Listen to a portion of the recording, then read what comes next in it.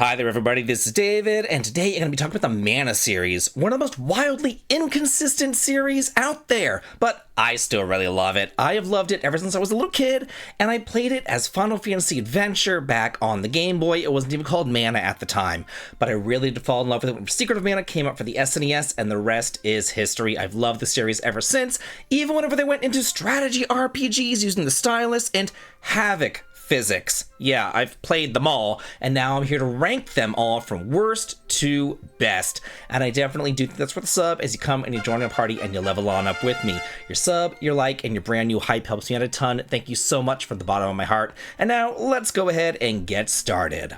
Number 13, Rise of Mana. What do you mean that this list doesn't start with Dawn of Mana? That's right, kiddos. I said every single Mana game.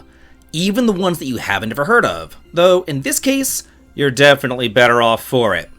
It was a free-to-play mobile game that only came out in Japan, and it played just like you think it did, on autopilot with idle combat, stamina bars, and a gacha system designed to drain your wallet faster than Philammy can fly. Now, there is like this neat mechanic where you can switch between angelic and demonic forms mid-combat, but it's buried under layers of monetization and repetitive level designs. And the worst? Well, on second thought, I guess the best part, the servers are dead. You can't even try this mess anymore. And I think that again is for the best. Number 13, Echoes of Mana. This year was supposed to be a celebration of the Mana series, you know, a crossover, bringing together all your favorite characters from Secret, Trials, Legends, and even Sword of Mana. But instead, it's just one of those cheap gacha cash grabs in all the worst ways. I personally don't mind some gacha games as long as they are fair, but there was nothing fair about the gacha here. There was no free daily pulls, and you need 6 guys just to fully power one character up. Then, you're also not guaranteed a 4-star character on all your 10 pulls either. It's nothing but like a mountain of daily check-ins, energy timers, and banners designed just to squeeze your wallet dry. Then, the combat was watered down for auto-battle convenience, and everything just feels like stat checks with some pretty sprites. It is a shame, though, because the pixel art was actually pretty fantastic. You could tell that there was some love, from the artists, at least, but not from Square Enix, because, they pulled the plug in under 2 years, because, of course, they did. Number 12, Dawn of Mana. Okay, here it is, the one that you're all waiting for. The 4th game in the mainline series, also known as the game that made me wonder what was going through Square's head. There was this big 3D push over on the PS2. I mean, they even made Dragon Quest into 3D, but, they made Dragon Quest VIII actually good. Too bad they made Dawn of Mana super frickin' bad. The combat is based around what they call the Havoc system, and Havoc is definitely the right word for it. You whip enemies into walls, and objects fly everywhere, the screen shakes like an earthquake, and the camera's all over the place, and you just don't know what the hell is going on. Then, whenever you finally make some progress, your frickin' level resets every single time that you start up a new chapter, which means that you lose all of your progress, and you have to start back at square one. Yeah! An RPG where leveling up doesn't matter. I don't know whoever thought that this was a good idea, but it's not. The story, I guess, is halfway decent, outlining the origin story of the Mana Tree as well as the spirits, but that's all it has going for it, so just save yourself the headache and watch a story summary over on YouTube. That's so much more enjoyable. Number 11, Heroes of Mana.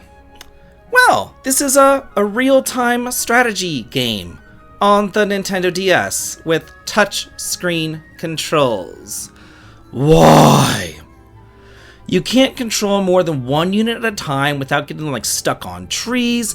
The UI is cramped. The combat is like a slow motion disaster, but much like Dawn of Mana, the storyline is kind of interesting. It's a prequel to Trials of Mana, set just a couple of years before, and it depicts the wars between the nations in that game. And even better, some of the characters in Heroes of Mana are actually the parents of the characters in Trials of Mana. So that's cool, but it's definitely not cool enough to suffer through touch screen controls. The bane of my existence. Number 10, Children of Mana. I guess on paper this one had some potential. It's a dungeon crawler with some fast-paced combat, again on the Nintendo DS. So, I mean, that sounds good. And it's kind of like a pick-up-and-play sort of game as you crawl through dungeons and progress by completing randomly generated levels. Interestingly though, both Children of Mana and Dawn of Mana do share the same world. And here, you play as one of 4 different orphans set out to investigate the disaster that took their parents' lives. The problem though, is that the story is pretty shallow and forgettable. The gameplay is just, boring. And to top it off, I hate random dungeons. Again, I guess it had some potential, but it just squandered it all. Number 9, The Legend of Mana. Let me get out my flame shield. I know that this game has its fans, and to them I say, I'm glad that you enjoy, I don't know, whatever this mess is. It's beautiful, and the characters are cool, but that's about all it has going for it, because, you don't play the game, you assemble the game, like little Lego pieces. You literally drop towns and dungeons onto like a blank map with no direction as to what you're doing or where you're supposed to be going. It's not a grand adventure. It's just like this little miniature collection of vignettes. So there's no real sense of progression. There's no cohesive plot.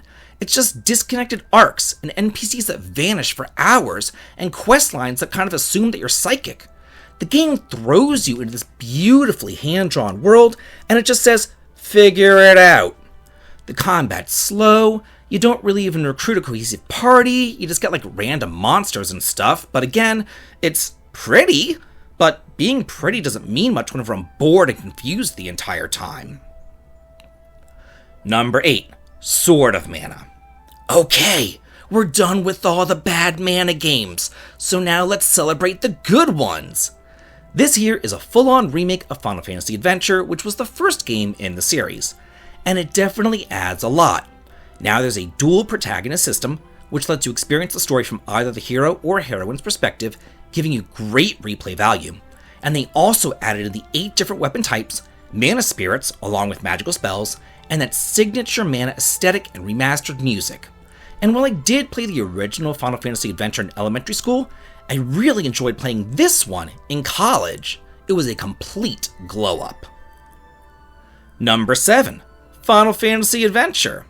Here is where it all started. It's known as this in North America, or Mystic Quest in Europe, or Seiken Densetsu over in Japan. So yeah, while they really couldn't figure out the naming conventions, at least they figured out how to, make a good game. And this one here has definitely stood the test of time, and it's the foundation of what the entire Mana series is built upon. You play as a young boy out to rescue his little girly friend and claim the Sword of Mana. I suppose that this was like Square's answer to The Legend of Zelda back then, because you can definitely see the similarities between it and Link's Awakening.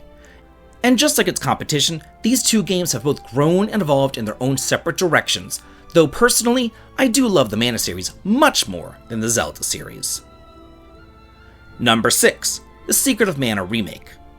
I was so excited for this one, and even though it is technically the same game, same story, same music, same combat and structure, it still somehow manages to lose all the charm of the original.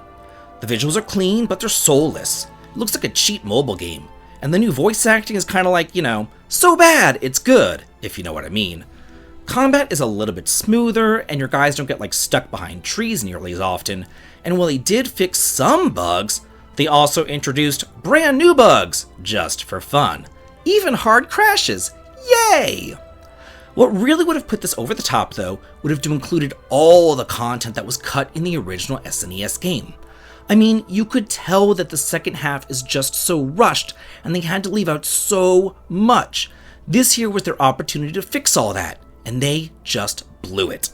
It's just so depressing to me that Secret of Mana got the shaft, while Trials of Mana got that remake gold standard. Why couldn't both of the remakes be good? Number 5, Adventures of Mana. In contrast to Sword of Mana, this here is the other remake of the original Game Boy game, and while Sword of Mana added tons of neat new stuff, this one instead opted to kind of strip it back on down to the basics and give it a clean, respectful 3D facelift without trying to reinvent the wheel. There's no bloated systems, it's just classic dungeon crawling, monster slaying, and tear-jerking pixel storytelling, but now, with smoother combat and a modern coat of paint. It's not flashy and it's not super long, but this is just pure, straightforward, bite-sized mana nostalgia. It's exactly what it needs to be. Honestly though, it is kind of a shame that I got buried over on the mobile and the Vita, because this here is one of the more playable, polished entries in the entire series. Why has this not been ported on over to the Switch and the PC yet is beyond me. Number 4. Trials of Mana, the SNES version. Also known as Seiken Densetsu 3, this game was way ahead of its time. Too bad it just never released here. It's almost like 6 different RPGs crammed into one cartridge, as you pick 3 of 6 different characters to form up your party, each with their own prologue, dialogue changes, playstyles, job classes, endings, and final bosses. The combat is fast and punchy. The class changing system alone is revolutionary. You can take each character down this dark or light path and give them new roles and outfits, with each path dramatically changing your strategy and your skills. The world is huge. You've got war-torn kingdoms, cursed swords, fallen gods, and love interests galore. Then again, each character has their own arc, their own rival, and their own emotional stakes. This is a classic for a reason. Number 3. The Secret of Mana. Okay, let's be honest. We all know that Secret of Mana is probably the reason that most of us even know that this entire series even exists. It is the nostalgic cornerstone that the entire series rests upon. And I've got to say, it just deserved better than that remake. And hence, the original SNES version will always be the best option because, it doesn't crash. Everything here just feels so alive. From the haunted forests, to the steampunk empire, to the sprawling deserts, to the icy continent, every single locale is steeped in atmosphere. And the music? I still listen to it today. I still feature it on a ton of videos too. I just love it. It's eerie, whimsical, and weirdly melancholic in a way that a lot of RPGs just can't reach. The story's fun and easy to follow, while still being very emotionally impactful. It's not just another save the world narrative. It's all about sacrifice, lost innocence, and trying to hold things together when everything's falling apart. I just adore this game. Number 2. Visions of Mana. This is the most recent one, and it's everything that this series should be in the modern era. With bright, vibrant landscapes, real-time combat, and a massive open world filled with spirits, temples, and towns. It's like Square Enix sat down, looked at the recent history of the Mana series and said, you know what? Wait a second. What if, we do a revolutionary concept and, we make an actual good Mana game? Yeah, what a concept! This brings Mana on back down to the basics with elemental spirits, light and dark classes, Flammy and Vescav, and that whimsical yet tragic tone that the series used to be so good at. Everything's just bursting with life. There's even platforming and exploration. Again, 2 things that this series has kind of avoided like the plague.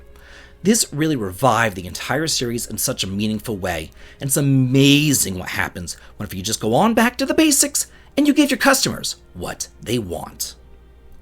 And number 1, the Trials of Mana remake. This right here, this is how you do a remake. This took everything great about the original SNES version and rebuilt it from the ground up into a sleek, modern action RPG. And the result is one of the most unexpectedly fantastic RPGs of the last decade. The combat is not clunky. Every single class upgrade feels meaningful, and some awful classes were changed to even be better. Then the characters, while still a little bit cheesy, finally have some chemistry and personality. Kevin punches things so hard that they explode, and Angela grows from this whiny little princess into a deserving queen. And Charlotte, well, the less said about her, the better. Best of all though, every single playthrough feels fresh. There's different bosses, different antagonists, different stories too, and the game encourages you to experiment, replay, and mix up your team. This is what the Mana series looks like when it's firing on all cylinders, and it gives me hope for the future, and there's even a post-game. It's just the best. So there you have it. That's every Mana game ranked from worst to best. This series has been through it all. Genre shifts, platform experiments, premature death, and it's somehow still alive and kicking. With the success of Visions of Mana, it is only a matter of time before we get the next entry into the series, and I just cannot wait for it. So now I want to hear from you. Let me know in the comments what your favorite Mana game is. And if you say Dawn of Mana, you're wrong. Yeah. Thanks so much for watching, and have a good day.